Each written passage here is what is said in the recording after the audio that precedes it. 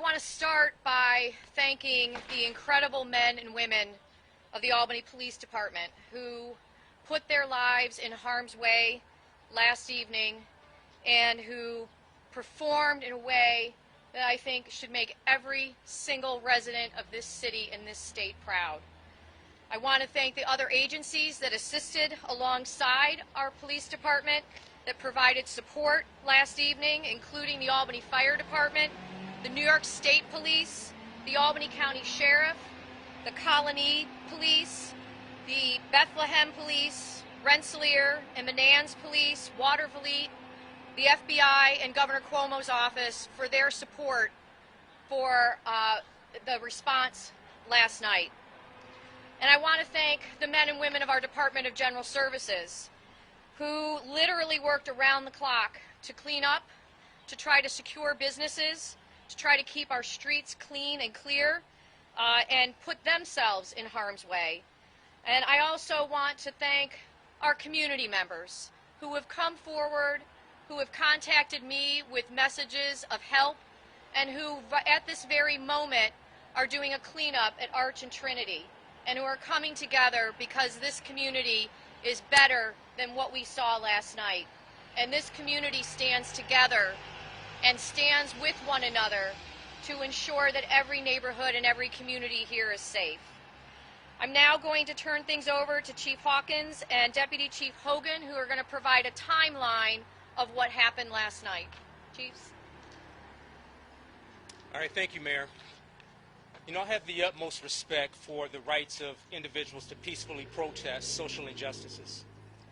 And I understand totally why so many people across the country are so angry and frustrated and saddened by the disturbing series of events that we've seen in Minnesota, Georgia, and New York City. But as the Chief of Police of this city, charged with safety and security, I found it absolutely disgraceful what we saw last night in our city, where we had agitators, many of whom we believe are not even from the city of Albany, who used that occasion to engage in unlawful, unprovoked acts of violence against innocent people and property. This city did not deserve that. The people in this city did not deserve that. And like the mayor said, we have some incredibly engaged people in this community that are willing and able and have been in the past and will in the future work with us to pick up the pieces and make things even better in this community. And we thank all of our partners for helping us get through last night. As the mayor touched on, we had help from law enforcement agencies at all levels, at the federal, state, county, local level. Our great fire department in the city of Albany was right there with us. And the people in this city, the great people in this city, stood up and said that what happened last night was unacceptable. So we're ready to move forward. We're ready to work with the people in this community to make a statement that those sorts of things that we saw last night are absolutely unacceptable. There are other ways of expressing what any of us feel may be acts of social injustice. And we're ready to move forward. But I want to turn it over now to Deputy Chief Brian Hogan to give you a timeline of the sequence of events that happened last night so that the community has an understanding of what happened and why the police department took the actions that it did. Deputy Chief Hogan. Good morning, everybody. So yesterday we had a peaceful event, protest that started off approximately 1 p.m. up in Townsend Park. There was a planned march protest throughout the city. The Albany Police Department supported that endeavor by having our officers out there safely helping them traverse through the city. So there was no accidents, no pedestrians were injured or anything like that. That was successful. That was a uneventful protest. No violence, no incidents of note. The protest came back to Townsend Park. There were some speakers there.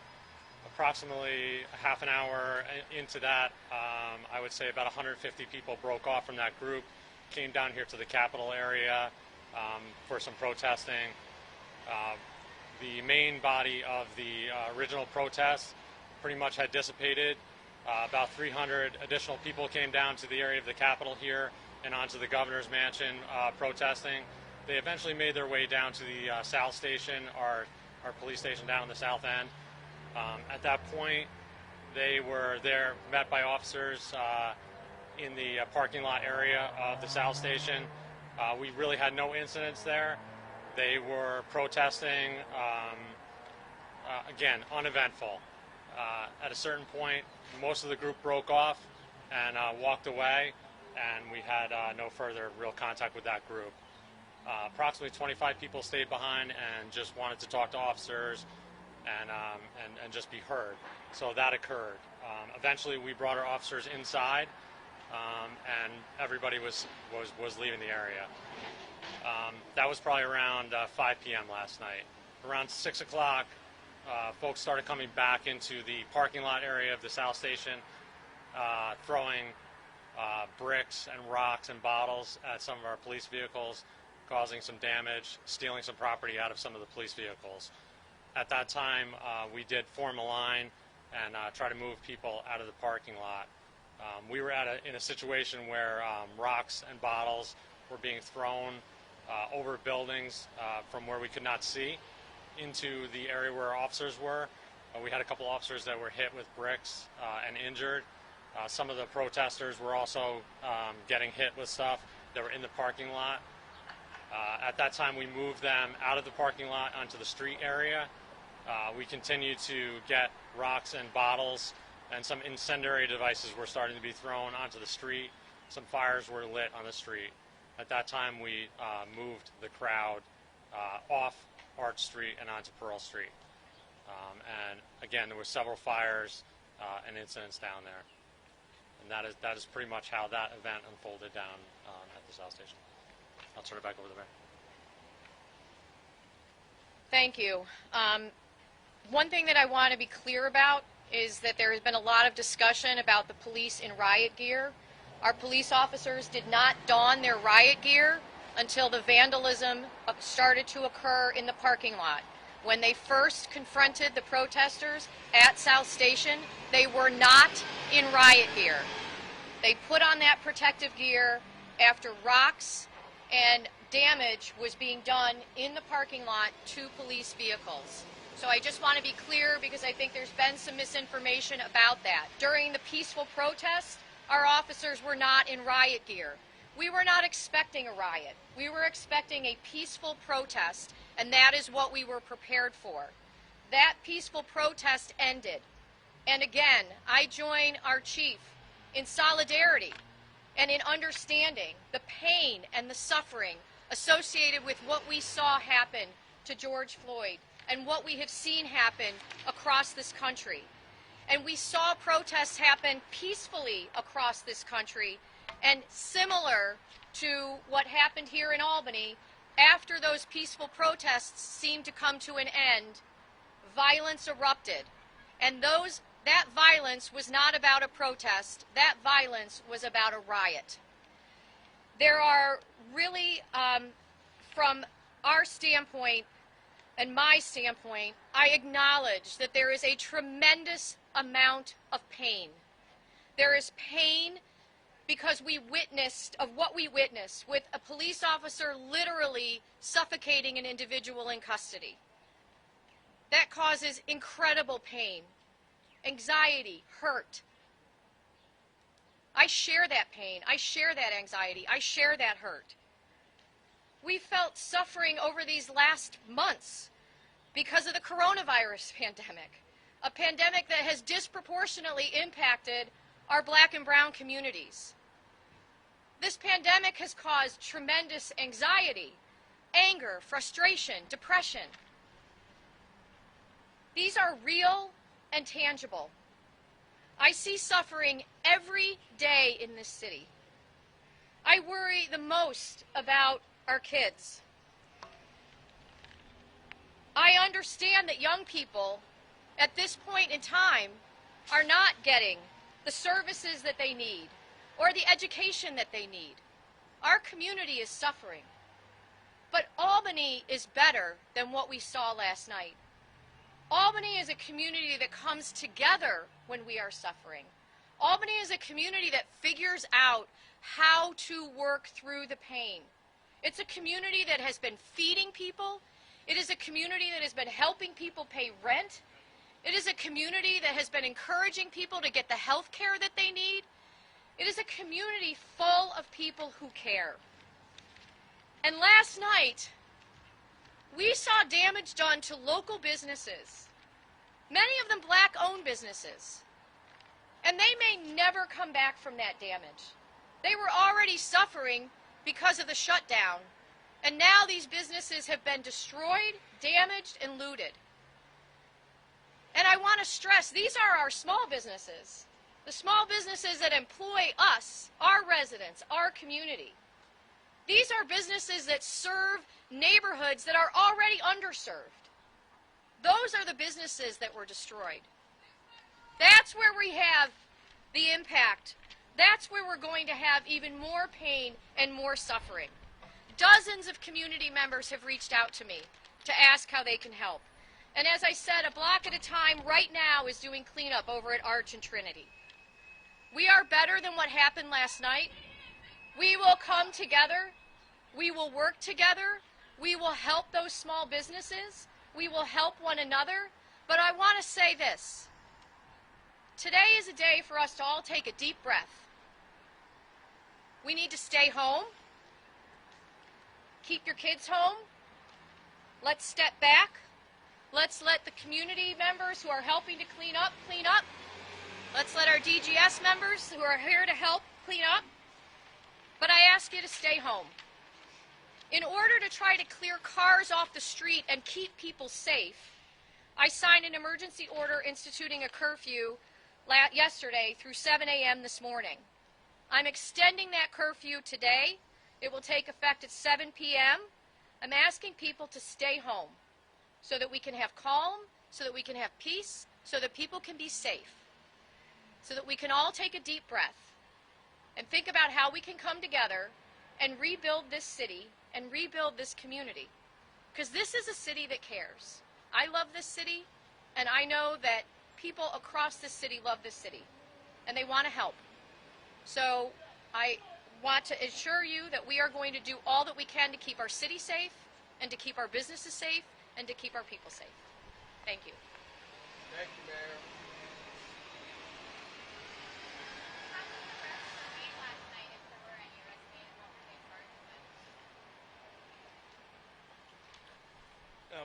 We had 2 arrests last night, and they were for ancillary offenses. I believe they were both for property crime-related incidents. And when you say that you believe that some of the people that turned violent last night were not from the city of Albany, can you give us a little bit more information about how you come to that conclusion, where you think they're from? Yes, I would like to hear that. Yeah, a lot of it is anecdotal, and a lot of it because we had a lot of community members who were there, and people who are well connected in this community, who've been in this community for many, many years. And like the mayor said, many of those people have reached out to the mayor's office, and they've reached out to the police department. And anecdotally, they're telling us that the agitators, the ones who were engaging in these unprovoked acts of violence, were people that they didn't recognize. They didn't know those people. And so we'll know more because we have some intelligence that we're working with, and we want to let the community know that we are going to be working very, very hard to bring those individuals to justice who did those disgraceful acts in this community. Can you provide an update? I don't know your rank. I apologize. I know your last name was spoken on the injuries that the officers received that were hit by the bricks. We'd like to know how they're doing and how many. Sure. There was multiple officers that were struck by bricks and rocks and bottles. One officer went up to the hospital with a head injury. He's home recovering now, and the other officers are all working currently. Yes. Oh, right. He was wearing a protective helmet at the time. Mayor, the governor said it publicly for at least 18 hours. Has he spoken to you? What has he said to you? What's your reaction? The governor's office reached out to me really almost as soon as we realized that we had a situation that was beyond, that was no longer a protest, but that was a riot, and offered their support.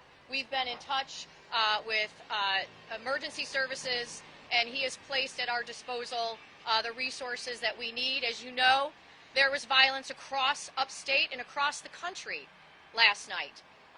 This was violence that occurred and looting that occurred in many cities across the country. I want to commend our police department. I think that I know if you look at the video, and I've seen lots of video that's on Facebook and on social media, of the restraint that was shown by police officers who were literally having incendiary devices thrown at them, at our horses, garbage cans, garbage, things being set on fire. And the restraint that was shown, I think, is demonstrated in the fact that we were trying to keep people safe. We made 2 arrests for ancillary charges, and we were working to keep people safe. And I also want to point out that we had a 15-year-old and an 18-year-old who were shot last night. So in addition to responding to this violence, we were also responding to other calls that were happening in the community. This police department acted professionally. They acted in a way that anybody who is protesting what they have seen out there should be pointing to and saying, this is what a police department is supposed to be doing. This is how they are supposed to be responding. They stood peacefully as people protested and shouted and vented their frustration. And that is what professionalism looks like. Mayor, by extending the curfew to tonight, are you worried that there's another round of protests or violent protests coming tonight? We are unsure what to expect, and so on behalf of the residents of our city who want to feel safe and our businesses that want to be safe, we have determined that we're going to extend that curfew. Yesterday at 5 o'clock, we were all smiling. We were proud of what happened in this city. I won't say proud of the people who came out and protested, because, you know, we do have coronavirus. But, you know, if we were going to come out and protest, if you looked at the video of the protests, people were wearing masks. They were social distancing, right? They were doing things in a responsible way. They were making their voices heard, and that protest ended peacefully. What happened at South Station was a riot.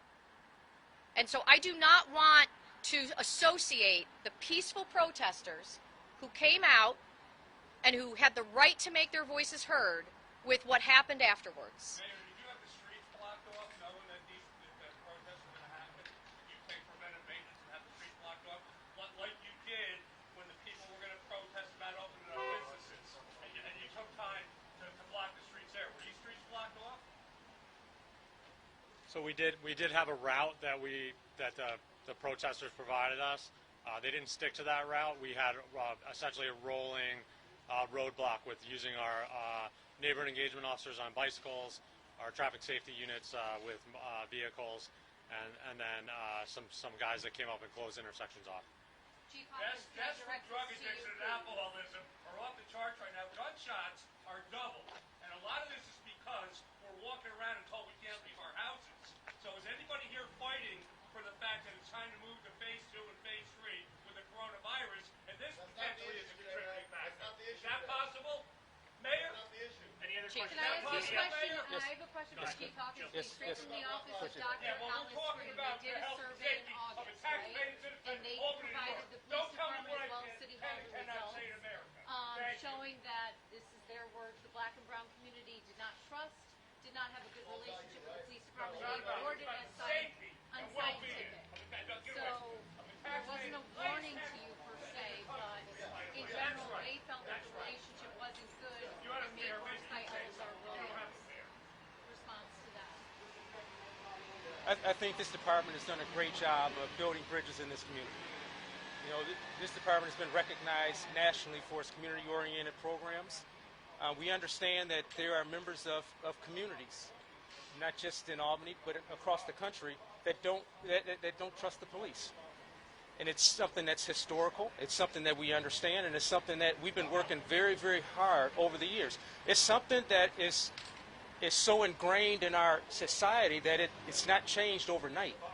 And so what I try to explain to people who are a little impatient is that they have to give us some patience. They have to let us methodically work our way through some of these issues where we're building trust.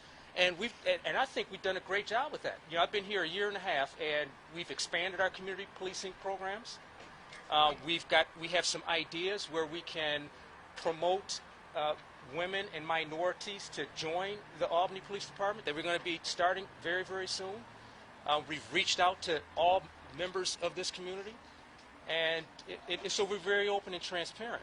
And so I understand that there are people who are impatient and want this whole systemic thing to be turned around overnight. But my answer to this community and my pledge to this community is that this department is working very, very hard, and we're making some positive movements every single day to build bridges in this community. Were you on scene last night, and you're the leader of the police department? What was your message to your men and women who are, gearing up and at one point have to put on this protective equipment that,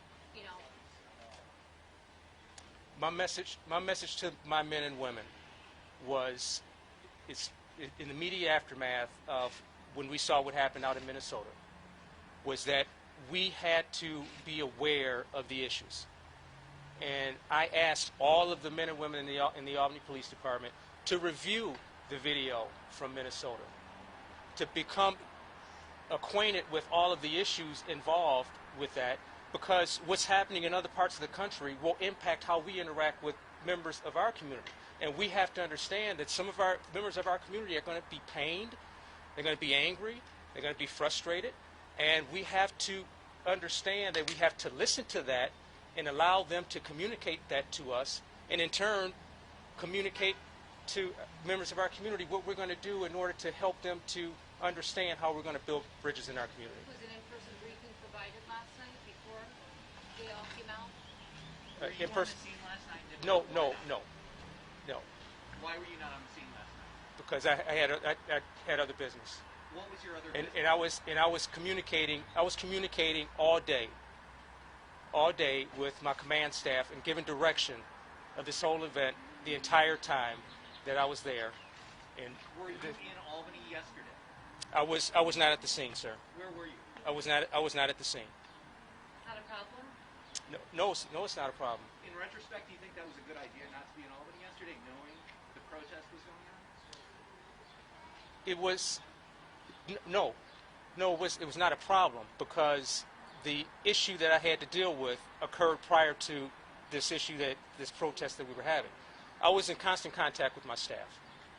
I was in contact with my staff from the very outset, all day Friday, all day Saturday, up until this morning. So there were no communication gaps. There was no lack of direction with my staff. Do you think as a leader of the city, of the Albany Police Department, that you should have been here? I think as a leader, leaders sometimes have other obligations that occur before a crisis hits. And I think a leader has an obligation, once they understand that there's a crisis, to get back to the city and lead the city as expeditiously as possible. And that's exactly what I did. When did you get back? How do you tell that to the business owner that lost their life savings? How do you tell that to the business owner? How do you tell that to the business owner that lost their life savings last night? How do you reconcile that, Mayor and Chief? I'm sorry, what was the question again? Could you give us more of an idea of the extent of the damage that occurred last night? How many buildings and businesses were attacked, vandalized, set on fire? What are we looking at in the city? Where were they located? Yeah, and cost. So a majority of the businesses that were damaged appear to be on the Central Avenue corridor and the area surrounding that. We're still taking reports right now. It's in the dozens of businesses that were affected by this. Some had damage, property damage, including larceny as well. Mayor, I have a quick question for you. There are some people who criticize Mayor's decisions to issue curfews. They say that it does can lead to more opportunity for police to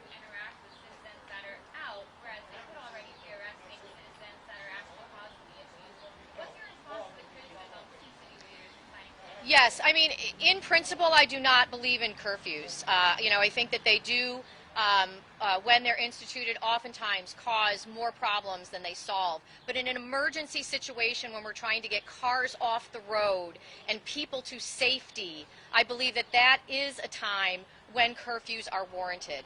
This is not about the police stopping and hassling people for being out. This is about a curfew that we are putting out there as a signal to our residents to be safe. I would love to say that everybody can come out today and tonight and there aren't going to be any problems. I cannot say that with confidence. And so what I would want from my leaders, if I were a resident, is to be told the truth. And that is that the safest thing for people to do is to stay home today and to stay home tonight.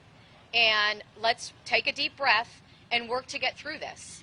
And that is why we have instituted a curfew. It is not about hassling people. It is not about giving the police the opportunity to intervene with people who are acting lawfully.